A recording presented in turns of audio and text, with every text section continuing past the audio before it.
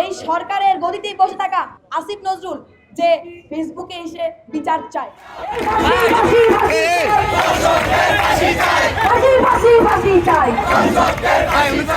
জুলাই গণঅভ্যুত্থান 1971 থেকে শুরু করে 24 সাল অব্দি নারীরা ছিল সম্মুখ সারির যোদ্ধা।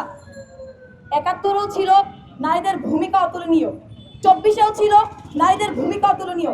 সেই নারীরাই আজকে সেই নরপিশাচদের ধারা ধর্ষিত হচ্ছে। কিন্তু এই 2000 শহীদ, 30 থেকে 40,000 পঙ্গুত্ব বরণকারী আহত ভাইদের উপর দাঁড়িয়ে থাকা অন্তর্বর্তীকালীন সরকার নিশ্চুপ।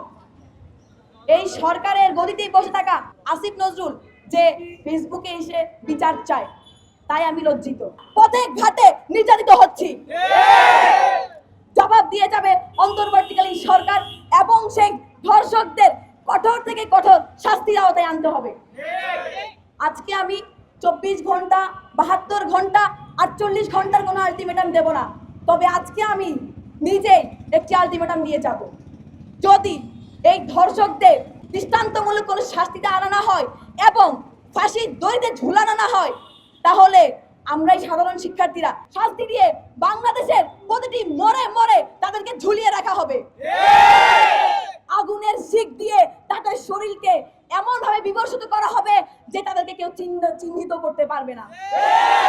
এবং এরপর যদি তাদের খুনের দায়ে বলেন বা যেই দায়ে বলেন, সেই দায়ে যদি আমি ফাতেমা খানম লিজাকে ফাঁসির দড়িতে ঝুলানো হয়, তাহলে আমি হাসি মুখে সেই ফাঁসির দড়ি নিজের গলাটা ঝুলিয়ে দেব। যখন কোনো মেয়ে কোনো হ্যারাসমেন্টের শিকার হয়, যখন ধর্ষিতা হয়, যখন প্রশাসনের কাছে যায়, তখন তারা জিজ্ঞেস করে আপনার কি মনে আছে সেই 10-12 জনের মধ্যে 3 জনের চেহারা কেমন, তারা কি দল করে, তারা কি করে। আমি বলতে চাই প্রশাসনকে, আপনি যেই মেয়েকে জিজ্ঞেস করেন, যেই নারীকে জিজ্ঞেস করেন, যেই নারী যদি আপনার মেয়ে, আপনার বোন, আপনার মা হতো, তাহলে কি আপনি এটা জিজ্ঞেস করতেন নাকি তার আগে আপনি বিচার করতেন?